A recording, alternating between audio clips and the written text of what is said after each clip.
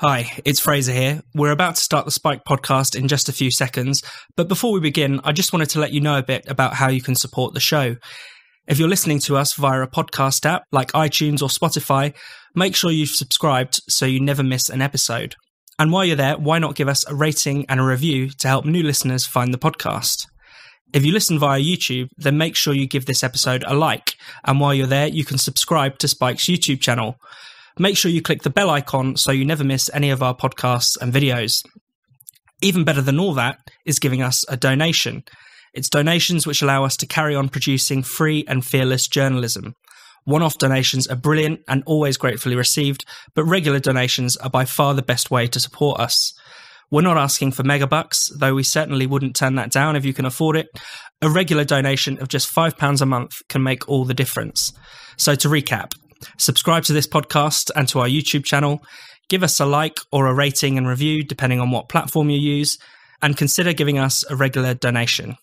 Thanks, and now on with the show. Hello and welcome to the Spike podcast. I'm Fraser Myers, and with me as ever, I'm joined by Spike's deputy editor, Tom Slater. Hello. And Spike's columnist, Ella Whelan. Hi. Coming up on the show, the woke purge, the Brexit negotiations, and an earthquake in East Germany. Is it transphobic to talk about biological sex? I am a firm believer in self-identification and I'd like that brought into UK law because I think we need to end the discussion. Should they leave the party? We need to end the discussion on this. We've got to calm this debate down. Because that's the point, isn't it? This charter doesn't calm it down. It actually calls for people to be expelled. The Gender Recognition Act was a big step in the right direction, but we need to go further. Labour leadership contenders Rebecca Long-Bailey, Lisa Nandy and Emily Thornberry have each signed a pledge by the Labour campaign for trans rights. Keir Starmer has signed a slightly watered-down version. The pledges include accepting that trans women are women and that there is no material conflict between trans rights and women's rights. It also calls for the expulsion of members for transphobia and calls on the party to fight against so-called hate groups like Women's Place UK and LGB Alliance. Ella, what do you make of this row that's brewing in the Labour Party? It's actually really interesting because if you look elsewhere, there's been discussion about the Ashcroft polling of why Labour lost. One of the key reasons was that people didn't feel listened to. They felt that Labour was talking down to them. And it's exactly this kind of thing that people mean, which is a long list of pledges which say you must accept this, you must believe this, you must not do this. It's essentially 12 points of hectoring and lecturing people and shutting up any kind of debate about this. I mean, the central narrative is you're not allowed to have the discussion around trans rights. And anyone who hasn't been living under a rock for the last 5 years knows that there's a huge amount to debate and discuss around the issue of trans rights, from very specific things like whether or not trans women should be allowed to work in rape crisis centres, right up to a more broader discussion about gender in general, whether trans women are women and all that kind of stuff. You know all of that, 'cause as a nation, we've been talking about it for a very long time.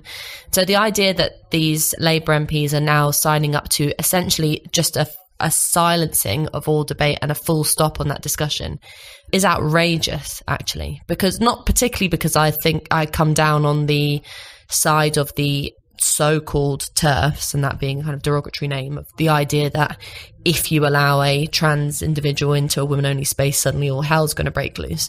But because at this point, you have to say, what is it about women talking about women-only spaces that is so phobic or morally wrong or evil that people like Rebecca Long-Bailey, Lisa Nandy and Dawn Butler have to come out and sign statements about it? It is so conflicting for everything that the Labour Party stands for. I mean, are they going to scrap women-only shortlists? What happens to those? On a side note, it's fascinating to me that someone like Rebecca Long-Bailey can get a free pass essentially for, and we've talked about this before, having questionable views when it comes to women's freedom and abortion rights, but gets praised and celebrated online for supporting this war on essentially women's voices in the form of trans rights. The whole thing's pretty ugly.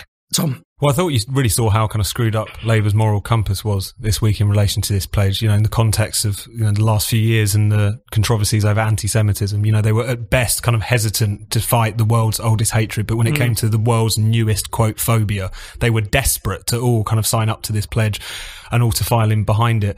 It's interesting. This week there's been a procession of stories around the kind of trans issue or the trans activism issue, because we're not talking about trans people here. We're talking about a certain ideology, a certain campaign that is often fought in their name.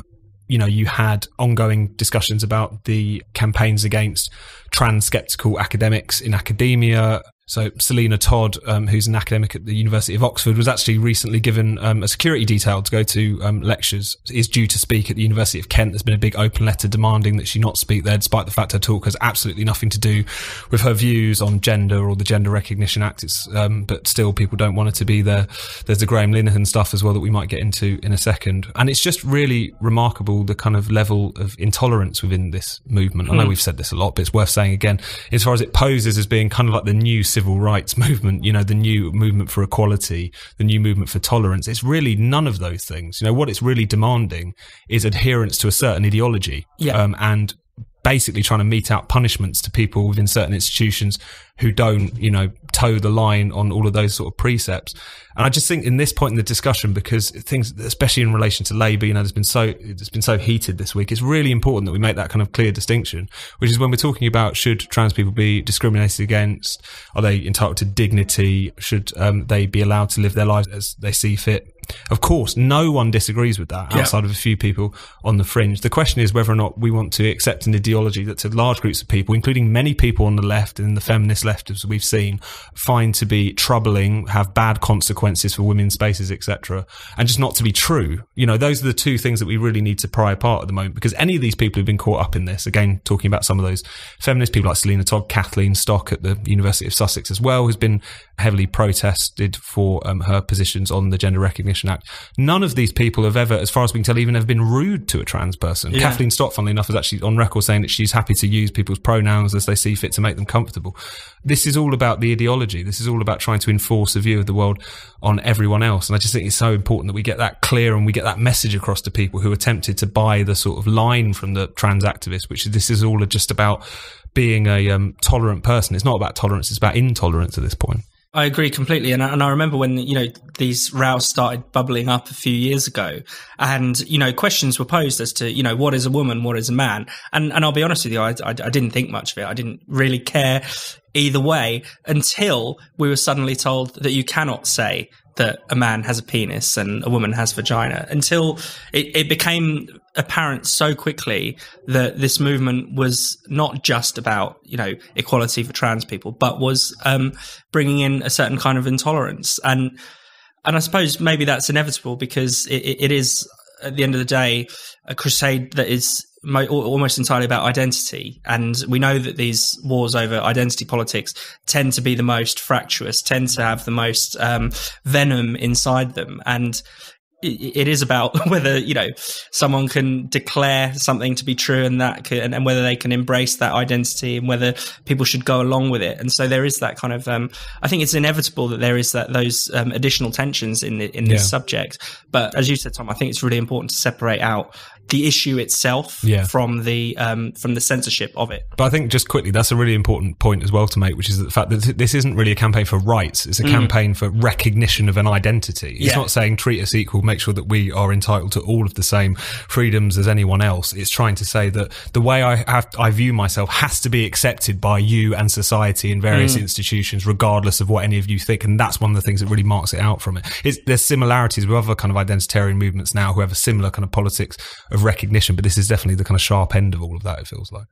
Ella? The fourth point in the pledges put out by the Labour campaign for trans rights is that everyone involved in the Labour Party must accept that trans women are women, trans men are men, and non-binary people are non-binary. Now, that's a list of a very small minority of people. I mean, there's very few people in the UK who are either trans or non-binary or anything else. Just on a kind of broader point, the Labour Party in other aspects, is tied up with trying to convince everyone, and having failed to convince everyone, that they're for the many, not the few. They're currently in the midst of an existential crisis of, needing to get a woman in a position of leadership, so preferably someone with an accent. How do we tune in with all those northern voters along the reservoir that we lost?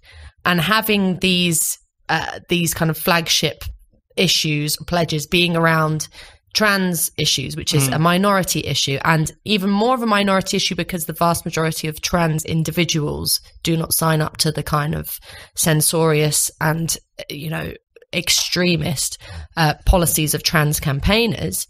Half of you just wants to laugh because you think you're just consigning yourself to continual electoral failure, because the underlying message of all of this is that there is a right way to think and a right way to speak and a right thing to believe in. And that's been Labour's problem for a very long time, external from the trans discussion, is that you idiot masses out there have to have an education from us, the enlightened Labour Party. I mean, that, along with Brexit and everything else, that tone is why they lost in 2019 and why they will continue to lose and fail to connect with people, because people are smarter than being susceptible to just swallowing this wholesale. One of the things that has fascinated me and has fascinated Spiked is the embrace of the trans movement by the establishment. So yes, it's the Labour leadership candidates that are taking on this extreme pledge, but let's not forget that it was the Conservative government that wanted to introduce basically self-identification reforms to the Gender Recognition Act, prompted by absolutely no one. There was no mass campaign for this change. The SNP in Scotland has just introduced new gender recognition legislation. Again, there just aren't enough actual trans campaigners to really kind of make a mark in the public space. But they are very influential in within the corridors of power. They have quite influential lobbying groups and things like that. And I think that, government ministers really feel the weight of pressure to be on the right side of history on this issue, as they see it. No, it's been so striking how much they've been kind of pushing an open door. There's almost not any door there. It's really striking how quickly these things have kind of crept into discussion. I think it's also striking how much is kind of ignored in terms of what is going on in relation to this particular debate, especially because this week, there's been a lot of infighting in Labour, a lot of saying, why would we permit this kind of hatred within our ranks? And you think, where is the hatred really in relation to this discussion at the moment? Again, going back to some of those feminist academics who have been really getting it in the neck on campus in recent years. There's one woman called Rosa Freeman. She's a professor of law at the University of Reading. And over the past couple of years, she's recounted the most horrendous kind of like harassment she received. Someone pissing all up her office door, being confronted by a protester who called her a Nazi who deserved to be raped. And you hear that kind of language all the time, the kind of language of turf, and it feels so incredibly kind of like hate-filled and often quite misogynistic. And you don't really hear these stories. And when they are brought up, it's accused of being kind of cherry-picking to the end of some kind of transphobic agenda. If you go to turfisaslur.com, you can see a whole range of the kind of just outright misogyny that is directed at any, particularly women who criticise the transgender movement. And the thing, the kind of heat of this discussion is interesting because you've got so many people in the establishment who have very quickly kind of capitulated this ideology without really thinking about it, and there's a lot to think about in all of this.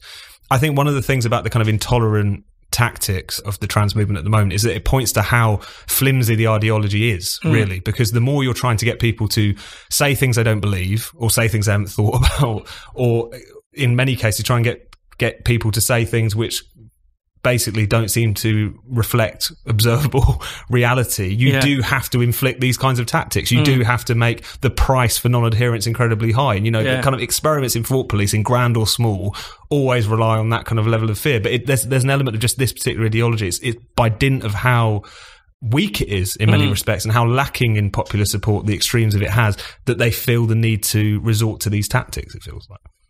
In terms of, we talk about identity politics a lot on this podcast, and the broader picture as well is this fight over trans rights has come out of a larger unwillingness among feminists on the one hand and other members of proponents of identity politics to trust people and have open discussion. So it's hard to not say "I told you so" to the feminists who are now getting banned when they in previous years have argued for politicians who have made off-color jokes about women or whatever it is to be banned. Glyn is another example. Yeah, exactly. Yeah, a perfect example of someone who is only now learning the real fullness of why you believe in freedom of speech. But it's just people don't say it enough. In general, people are very progressive around issues about gender and identity. And, actually most people don't care whether you call yourself a he or a she or what you dress like. But it's the warring space of identity politics that tries to make this an issue. And actually, the vast majority of the rest of the electorate would like to talk about, HS2 or whatever the other things are going on, rather than this sniping in between identity groups is tiresome.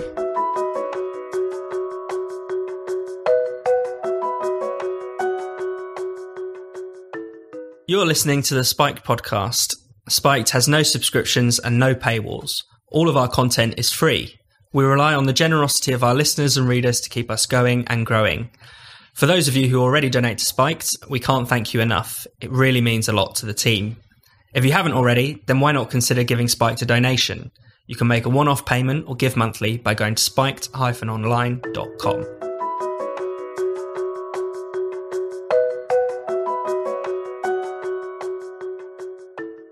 The UK officially left the EU on the 31st of January, but Brexit is by no means over. Talks on a free trade deal begin in earnest next month, but both sides have already started setting out their positions.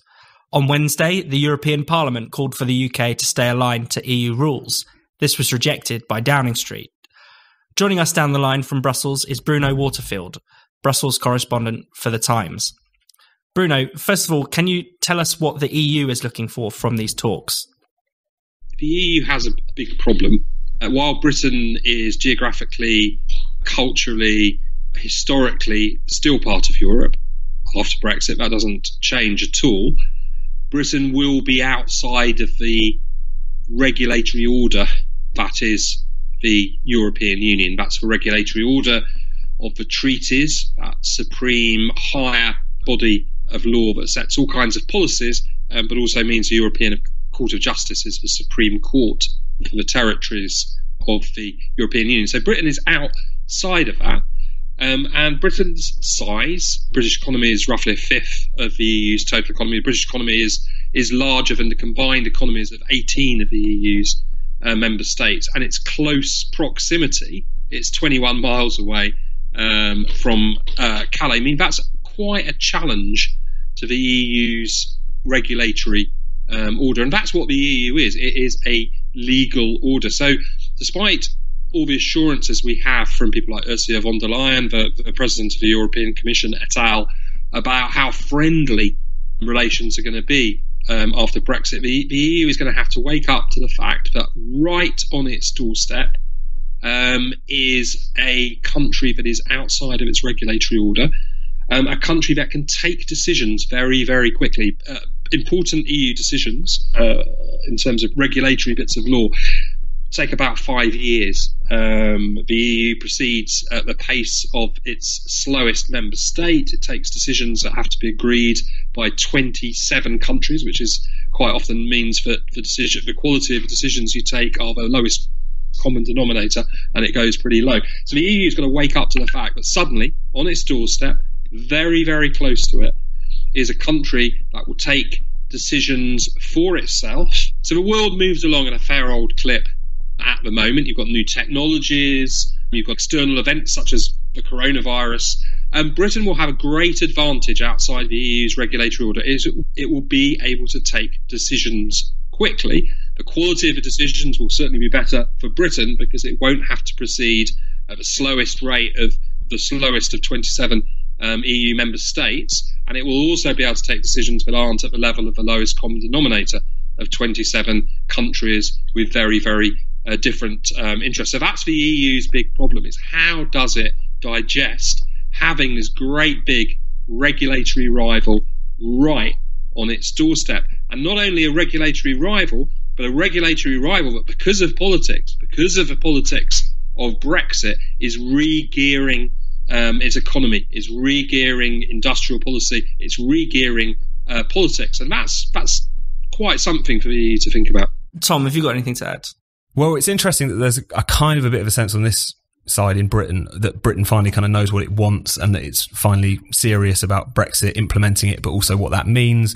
You know, we've seen Michael Gove recently speaking to businesses who trade with the EU, saying, look, there are going to be trade barriers, there is going to be friction, because that's what leaving the EU means. You know, we've had Boris Johnson giving his speech in Greenwich a couple of weeks ago, where he was talking about rejecting the demands for level playing field with the European Union in exchange for a trade deal, talking about how the freedom to diverge is really important, even though we won't necessarily diverge in all instances. All of that sounds relatively encouraging, you know, from a Brexiteer perspective. But I guess my question for Bruno is, how firm a position does he think that is? And also, how much do you think, Bruno, that you could imagine that there's going to be some backsliding on this as the negotiations go forward?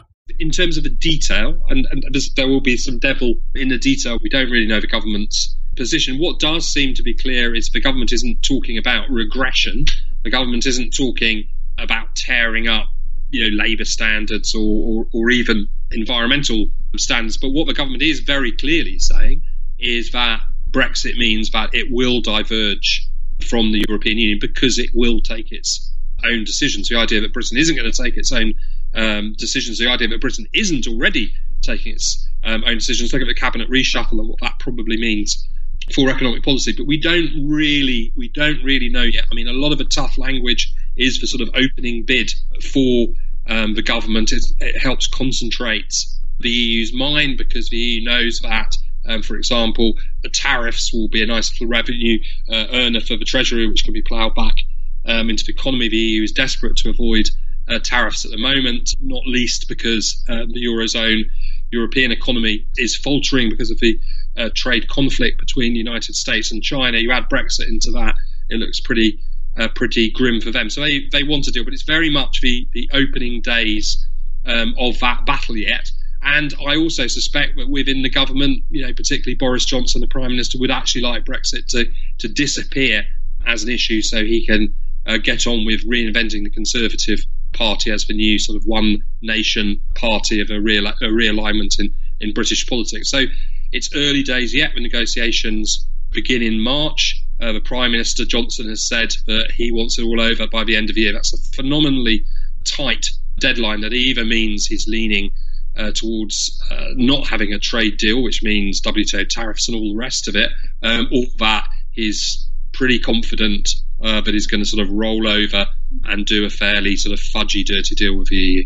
Ella, do you want to add anything? The question I've been thinking about is what, and at the risk of sounding like a BBC presenter asking the European correspondent, what the feeling in Brussels is, because it's been interesting looking at how the UK is dealing with this new relationship. Like earlier in the year, there was all this guidance put out to staff in the government saying, you're not allowed to use no deal, you're not allowed to use deal, you're not allowed to use this kind of language, you have to talk about it as a transition period, basically being incredibly not conciliatory, but trying to sound like everything's smooth with our European partners. It's going to be nice. We're going to have good relations. And on both sides, there's obviously a huge amount of talk of wanting to keep things extremely friendly. But the reality is that the UK leaving the European Union would be a massive blow for that institution. And also more generally, if the UK is going to, and hopefully it will, strike out on its own more and refuse to be brought in with certain regulations, you know, is the European Union frightened that other countries are going to follow suit? I mean, we would hope that they would, because all along our argument has been that it's not just about the UK leaving the European Union and then maintaining a friendly relationship. We think the institution should crumble as a result of other nation states leaving it. So, Bruno, what is the state of play in Brussels? How do they genuinely feel about this whole situation? The EU has this fundamental problem, is that over time, Britain's going to be outside the EU, and no one thinks that Britain is going to become a basket case. No one thinks that Britain's about to go down the tubes and become, like the collapse of the Soviet Union in the late 1980s. No one really believes that in 5 to 10 years' time, Britain isn't going to be prospering. And that does present somewhat of an existential problem for the EU, because over the years, in the run up to the referendum, but even before then, we had lots of very important EU worthies, including national leaders such as Angela Merkel, basically saying the EU is all that stands between civilization and barbarism. Get rid of the EU, and you'd return to European world wars and all the rest of it. So that's a bit of a problem in the longer term. In the shorter term, in fact, there's going to be a train crash summit next week. They have to deal with Britain not being part of the EU, which is going to cost them over the next 7-year spending programme, because they organise their spending and budgets over a 7-year period. Brexit means they've got a big black hole in that budget of around about 75 billion euros. That means a lot of countries are going to have to pay more because of the way the budget is structured. That means some countries are going to pay a lot more than other countries. So, for example, France, because it does very well out of the EU budget, because the French have always made sure that all the European trade-offs and Germany's war guilt mean that they do very well out of the budget. France is going to pay about 2 billion extra a year to help fill that black hole. Germany will pay 10 billion extra a year. The Dutch, a country, the Netherlands being a third of the size of French GDP, the Netherlands is going to pay 3.5 billion euros more. And those countries simply are not going to have it. So they want their version of the British rebate. So one of the things that happened when Britain left 2 weeks ago, lots of French people particularly were saying, this is the end of the British rebate. This is the end of a terrible Le Chèque Britannique, as they call it. Isn't it good all these budgetary wars are going to be over? But actually next week, the EU plunges into this absolutely vicious budgetary war, because lots of countries are going to say, well, why should we pay the most to pick up the tab for Brexit? So the EU's got its problems literally in the week ahead. We were told after Brexit, well, there'll be no more. The British were always very transactional about the EU. They were always saying, we put money in, but we get less out. And won't the EU march on to sunlit uplands because all that is over? Well, next week, they are going to have an absolutely vicious row over how to deal with the budgetary consequences of Brexit. So while Brexit has been a sort of morality tale because of the collapse of governments, Theresa May and all the rest of it, behind it all, the EU still has its problems. Some of them are very traditional problems and some of them are new. But really, in focus next week is going to be how the EU can't even agree who should pay to pick up the tab for Brexit.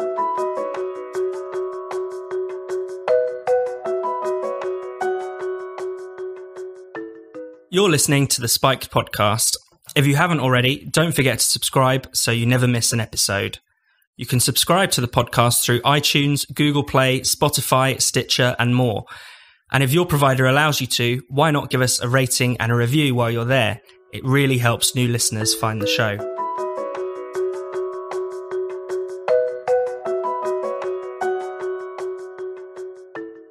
A local election in a small state in East Germany has had explosive consequences for the whole of the country.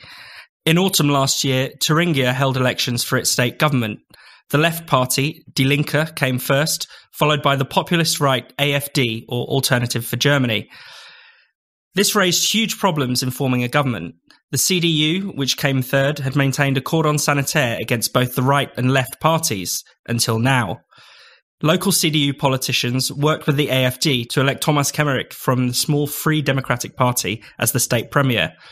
The breach of the cordon sanitaire sent shockwaves that reached the top of German politics. Angela Merkel's protégé, Annegret Kramp-Karrenbauer, has resigned as leader of the CDU and will not fight the next elections as expected. Tom, there's a lot to unpack in this, but what are your initial thoughts? Well, obviously, you'll know more about German politics than me, Fraser, following it much more closely than I do. But I think it's really interesting how, for the CDU, the cordon sanitaire, so this kind of idea that you have to close ranks against certain extremes within politics, went in both directions, because Die Linke came top of the election. They won about 31% of the vote, just came a little bit short because the SPD and the Greens, who they would normally form a coalition with, fell a little bit short of the mark. And yet, because of all of these manoeuvrings involving the AfD and the CDU, it ends up with this tiny 5% party actually taking the premiership in that situation. So that's kind of interesting. Obviously, the CDU want to kind of close ranks against the AfD, but also it's not going to go down well with their voters actually allying with a party with its roots in East Germany and all the rest of it. But it's just interesting how this politics of the cordon sanitaire which exists across Europe in relation to populist, often right populist parties, how it's really coming under strain at the moment because these revolts are not going away. In a lot of places, people are building more and more support. Of course, the AfD are the effective opposition at the moment in Germany, and in other places, people are actually genuinely contesting for power. In some places, you see it kind of starting to soften. In Sweden, the Sweden Democrats are topping polls. They certainly were at the end of last year, last time I checked. And there's been some softening amongst some of the conservative parties there about, do we deal with them? But it's just a really interesting question at the moment because on the one hand, of course, parties are right to work with whoever they please. And if there's particular individuals they think are so completely against their beliefs and their interests, they're entirely open to not work with those people and not go into coalition with those people. But what strikes me is that across the piece, you're just seeing the kind of idea of the cordon sanitaire just being expanded in so many different respects. And even when parties don't necessarily want to go into government with people, that's fine enough, but they're not, particularly in the case of the CDU, feeling like they're not even responding to the dynamics which have allowed parties like the AfD to come to prominence in the first place. It's one thing to say we don't want to work with these people. It's another thing to try and almost, by focusing so much on them as a party and how toxic they are and how much you want to isolate them, almost completely dismiss the forces that brought them to prominence in the first place, which is a lot of these concerns around sovereignty. In Germany, the migrant crisis, it's different in different places. So it just feels like it's really coming under strain, not just because people are refusing to work with certain parties, but they're refusing to kind of accept or to in any way grapple with or respond to the discontent that has brought those parties to the fore in the first place, it feels like. Yeah, that's exactly right. And ironically, it's not helping the parties that are holding the line in a way, because what has happened is, and it's just being really clear in Germany, not only in the national government, you've got a coalition between the centre-left and the centre-right party, which, really bolsters the case for saying they're both the bloody same. And, if you want an alternative, you've got to vote for the alternative for Germany or the left party. And you see across various states in Germany where you're seeing coalitions forming between the centre-right, the centre-left and the Greens and various other kind of formations of mainstream parties, all to keep out the AfD, all to just basically isolate them and outmaneuver them. And at some point, that is going to stop working because, the AfD is not the biggest party, but they represent a significant block of voters. And, those voters cannot be ignored forever. I think one of the real takeaways from the recent kind of crisis in Germany is the collapse of the CDU. The CDU is probably the most successful centre-right party in Europe. Certainly it's the most successful in Germany. They've provided the German Chancellor for 50 of the 70 years, after World War II. It really was once a party that could look to all sections of society for support. Angela Merkel's been in government for 14 years, but now that seems to really be crumbling. It's losing its liberal voters to the Greens, its right-wing voters to the AfD. It's even alienated farmers, its most loyal supporters recently, who've, staged huge protests in Berlin. And I think sometimes the story of the kind of populist revolt is not so much that voters are attracted to, mad right-wing parties like the AfD. It's actually just that they want an alternative. They've got nowhere to go. As Sabine Beppler-Spörl pointed out in her column for Spiked, they keep making the same mistakes. So the CDU General Secretary, in response to all of this, it called for, as Sabine points out, a cross-party sort of non-partisan technocratic leader. I mean, that's exactly what the AfD says is a problem, that these parties, the CDU and others, don't respect democracy. And, it has to be said that a party like the AfD is playing the long game because they know that the more parties across Europe do the kind of cordon sanitaire tactic, the more they put their fingers in their ears and say, this isn't happening, ignore the populists, ignore what they're saying, and, to a certain extent, smear them all as fascists, then it's just more fuel for the fire and more power to the arguments of the AfD, because they're literally being proven right that they are the only alternative. I mean, the other thing is there are particular figures within the AfD, like Björn Höcke, who's the leader of the party in Thuringia, who is particularly objectionable, and even members of his own party in other parts of Germany dislike him. There was this incredible moment on this German television station ZDF where AfD MPs were interviewed and quoted lines from Björn Höcke's book and asked whether it was Mein Kampf or his book, and most of the MPs said was probably Mein Kampf because it was so extreme. And he talks about Germans needing to be wolves, not sheep, talking about a decaying state, using all these things that he knows are buzzwords and phrases that hark back to the actual time of Nazism.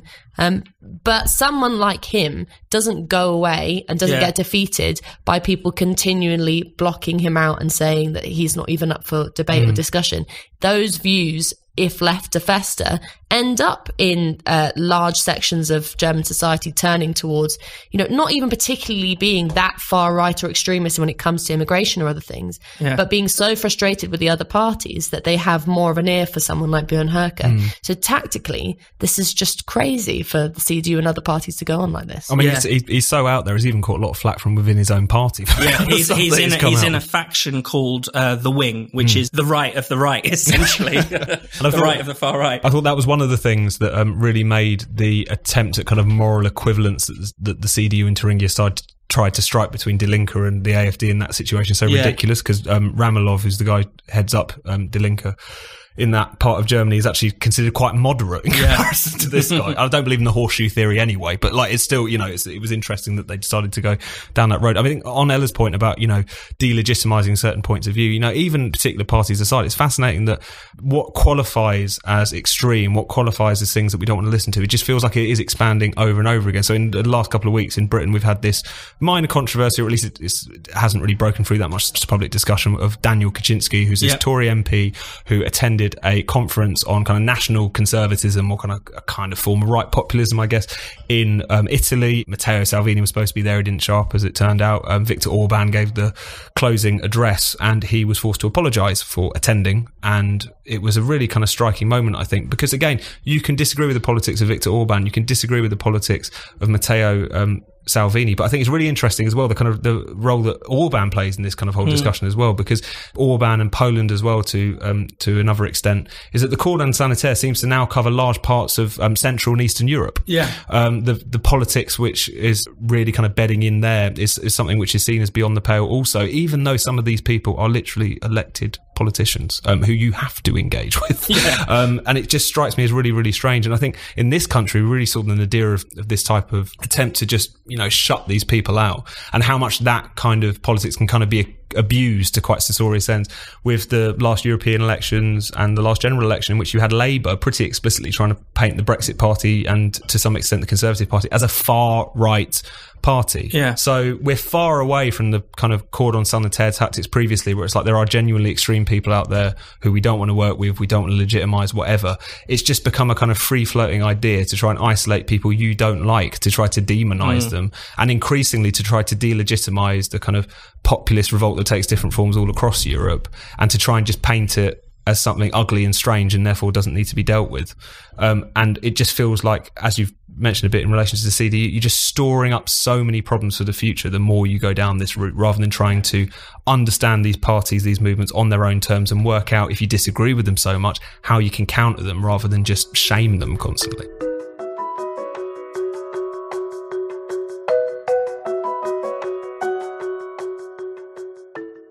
You've been listening to the Spiked podcast.